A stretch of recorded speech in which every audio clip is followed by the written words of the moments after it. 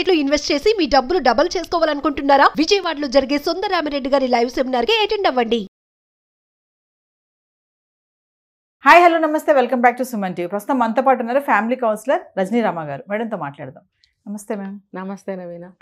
మేము కొంతమంది భార్యలు ఉంటారు, ఎలా అంటే నేను కూడా చూశాను కొంతమందిని. ఎలా అంటే నాకు నగలతే చీరలతే నేను అడిగిందల్లా తీసుకురా, ఇంట్లో కావాల్సిన అన్నీ తీసుకురా అంటే తప్ప అతన్ని పట్టించుకోరు. ఇంకా అన్ని విషయాలు కూడా దూరం పెడతా ఉంటారు. అది ఇంక ఏ విషయం అయినా సరే తను ఏం చేస్తున్నాడో కూడా అవసరం ఉండదు తనకి. అవును, ఎంతసేపు తనకు కావాల్సినవి తను ఏర్పరచాలి అంతే. భర్త అంటే ఇంక అంతే.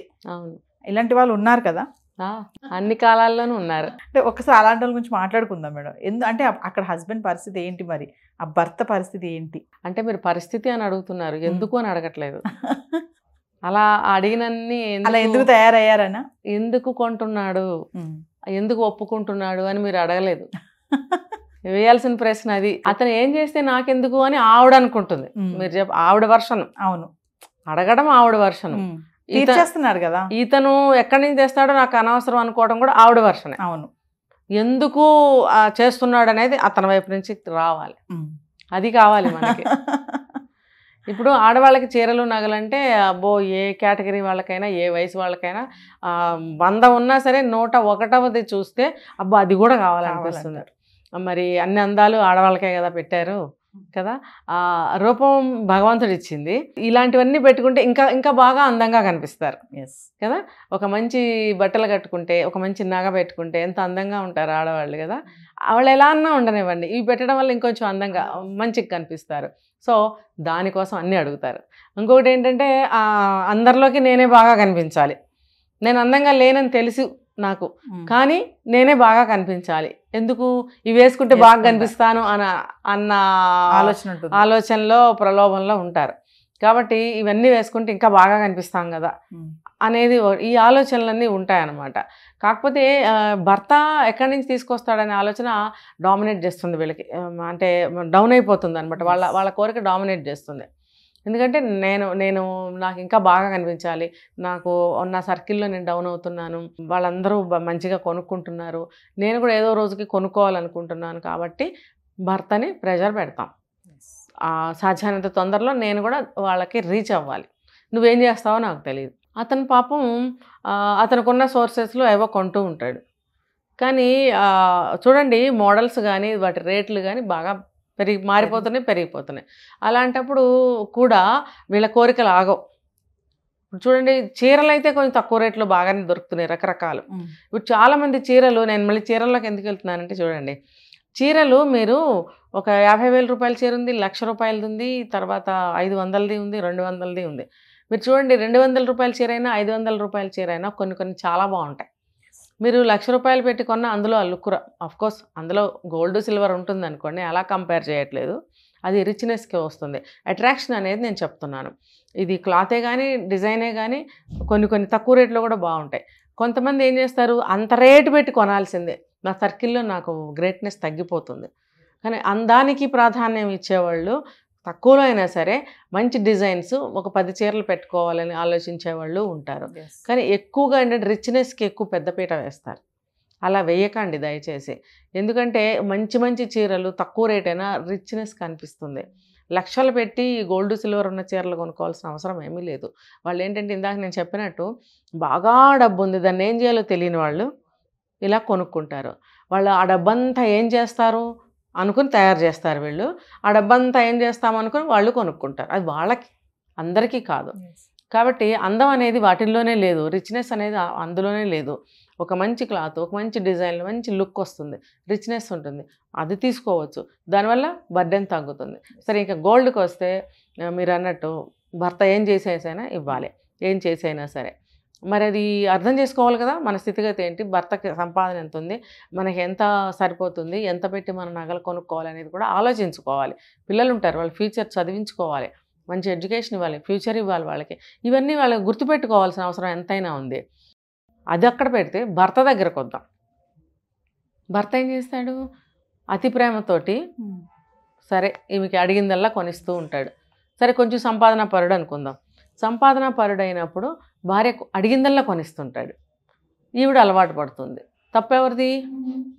భర్తది. భర్తది. చూడండి, నేను ఒక వీడియోలో చెప్పాను, ఎంత కోటీశ్వర్లైనా సరే ఏదో ఒక రోజున డబ్బుకి ఇబ్బంది పడే రోజు వస్తుంది, రావచ్చు, వచ్చే ఛాన్సెస్ ఉంటాయి.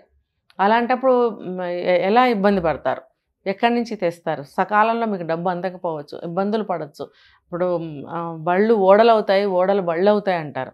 ఏ సమయంలో ఒక్క క్షణంలో ఒక్క నైట్లో చేంజెస్ వస్తాయి, అది ఎవరు ఊహించలేరు. అందుకని అంటే గోల్డ్లో ఇన్వెస్ట్ చేయటం మంచి పద్ధతే, లేనప్పుడు తెమ్మంటే అది ఎక్కడ కన్నమేయాలా? కాబట్టి అడిగిందల్లా ఇవ్వటం, ఒక నగలే కాదు, బట్టలే కాదు, వస్తువులే కాదు, ప్రతి చిన్న కోరిక. అర్ధరాత్రి 1 గంటకు లేపి నేను చెప్పేది, నాకు స్విగ్గీ ఆర్డర్ చేయ, వాళ్ళు కూడా తెల్లవారులు ఆర్డర్ చేసి సప్లై చేస్తూనే ఉన్నారుగా.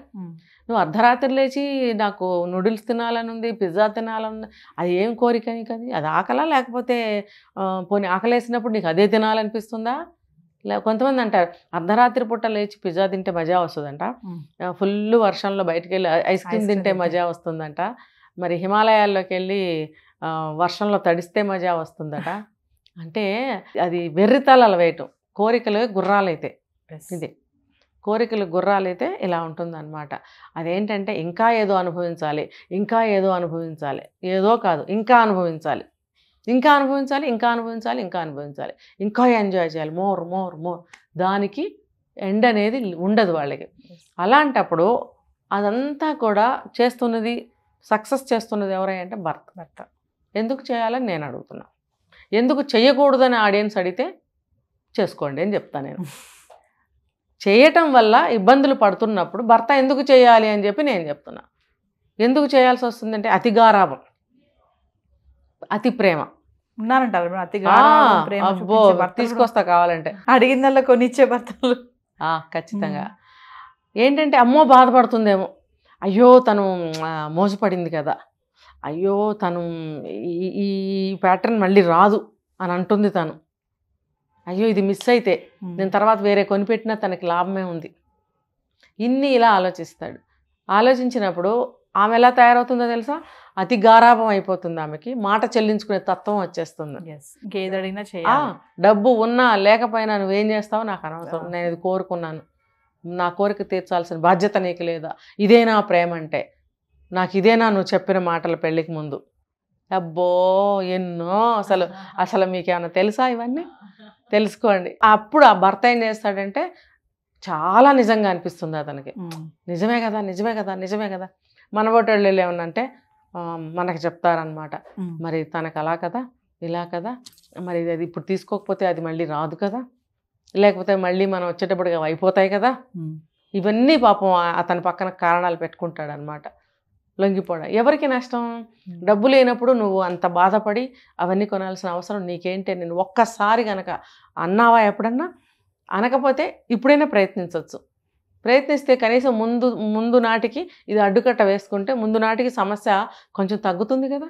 అంటే ఇదంతా భర్త చేసే తప్పే అంటారు. ఖచ్చితంగా అడిగిందల్లా చేయొద్దు అంటారు. అంతే అంతే. అది ఒక టైం వస్తుందండి, ఒక వయసు ఉంటుంది, దానికి ఒక అవసరం ఉంటుంది, అప్పుడే చేయాలి ఏదైనా. ఉట్టుట్టిగా నీకు 25 ఏళ్ళు లేవు, నీకు ఇన్ని కోరికలు నీకు ఉన్నప్పుడు, ఆ అబ్బాయి అన్ని కోరికలు తీరుస్తున్నప్పుడు అది ఎటుపోతుంది వాళ్ళ సంసారం? కొద్ది రోజులకి ఇంకా లెక్క ఉండదండి. ఈ బంగారం ఒకటే కాదు, మీరు బంగారం గురించి అడిగారు, దీని రిఫ్రిగరేషన్స్ చెప్తా చూడండి. బ్రహ్మాండమైన రిచ్ చీరలు నువ్వు కొంటావు, నగలు కొనుక్కుంటావు, పెట్టుకుంటావు, అప్పుడు ఏం చేయాలనిపిస్తుంది? ఎక్కడికైనా వెళ్ళాలనిపిస్తుంది, ఎక్స్పోజ్ చేసుకోవాలనిపిస్తుంది. ఎక్కడికి వెళ్తావు? అంత రిచ్నెస్గా, అంత రిచ్గా నువ్వు ఎక్కడికి వెళ్తావు? దానికి తగ్గ ప్లేస్కి వెళ్తావు. అప్పుడేమవుతుంది? ఆలోచనలు మారుతాయి కూడా. 100 అందాలు కనపడతాయి, 100 ఆర్టిఫిషియల్ నవ్వులు కనపడతాయి, 100 మోజుపడే కళ్ళు కనపడతాయి నీకు. నీ భర్త కనపడాడు. అప్పుడు ఇంటికి రాగానే నీకేమనిపిస్తుంది తెలుసా? ఇల్లు డిమ్ముగా, చల్లారిపోయిన ఫుడ్డు, అక్కడ చూస్తే పొగలు కక్కే ఫుడ్ తినొస్తావు, ఇక్కడ ఇంటికి వస్తే ఇవి. భర్త నీ కోసం ఎదురు చూస్తూ ఉంటాడు ప్రేమతోటి. ఆ చల్లారిపోయిన అన్నమే పాపం వడ్డించి తిందాం అనే భర్తలు ఉన్నారు. ఇంకా దేశం, ప్రపంచం, సమాజం చచ్చిపోలే, పూర్తిగా ఉన్నారు. ఒరిజినాలిటీ అక్కడక్కడ ఉంది కాబట్టే ఇంకా మళ్ళాంటి వాళ్ళం ఇలా టీవీల ముందు కూర్చొని కొట్టుకుంటున్నాం. అదనమాట. అయితే అప్పుడు ఏమనిపిస్తుంది, ఏంటి పాతకాలం మనిషి ఇంకా అలాంటి ఫుడ్ తినమంటాడు అని అది పైకి అనలేక ఫస్ట్ స్టేజ్లో నువ్వు తినేసి నాకు అక్కడ తినేసి వచ్చాను అంటే సపరేషన్ వచ్చేస్తుంది అక్కడ. ఆ సపరేషన్ ఎటు దారి తీస్తుంది తెలుసు అందరికీ. అంటే అబ్బా తెగ చెప్తుంది ఈవిడ ఎన్ని జరుగుతాయి నిజంగా అంటే ఖచ్చితంగా జరిగాయి. మనం వీడియో కూడా చేసాం, అతిగా ఆహారం చేస్తే కూడా చాలా తిప్పలు. లేరా జనాల్లో ఇలాంటి వాళ్ళు లేరా? బోల్డ్ మంది ఉన్నారు. అంటే నిజమైన ప్రేమలు లేవన్నారు కదా అంటే ఒక బాండ్లో వస్తుంది అది.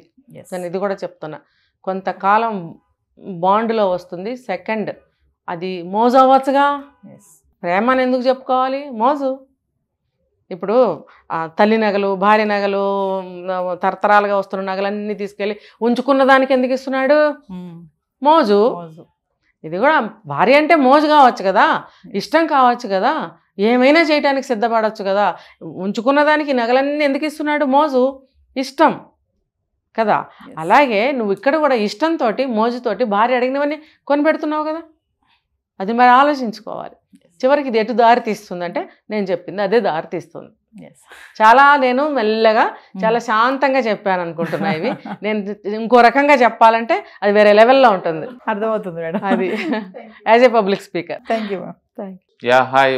మొట్టమొదటిసారిగా మన విజయవాడలో క్లాస్ రూమ్ ట్రైనింగ్ అండి, 1 డే క్లాస్ రూమ్ ఎన్విరాన్మెంట్లో ఆఫ్లైన్ వెబినార్ జరగబోతుంది.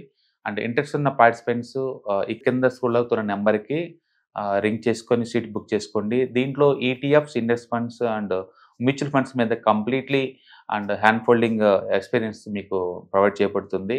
దీని ద్వారా ఏంటంటే మనం ఎసెట్స్ని స్టాక్ మార్కెట్లో ఎలా మేనేజ్ చేసుకోవాలి, ఎలా గ్రో చేసుకోవాలి, ఎలా ప్రొడక్ట్ చేసుకోవాలో అంటే ప్రాక్టికల్గా నేర్చుకుంటారు. అండ్ మీ ఇప్పటి వరకు మనం ఆన్లైన్లోనే మీరు అటెండ్ అవుతున్నారు. ఇక నుంచి మీరు మన విజయవాడ సిటీలోనే అండ్ లైవ్లో క్లాస్ రూమ్ ఎన్విరాన్మెంట్లో నేర్చుకునే ఛాన్స్ దొరుకుతుంది. కాబట్టి ఇంట్రెస్ట్ ఉన్న పార్టిసిపెంట్స్ కింద స్క్రోల్ అవుతున్న నెంబర్కి పింగ్ చేసి సీటు రిజర్వ్ చేసుకోండి. Thank you.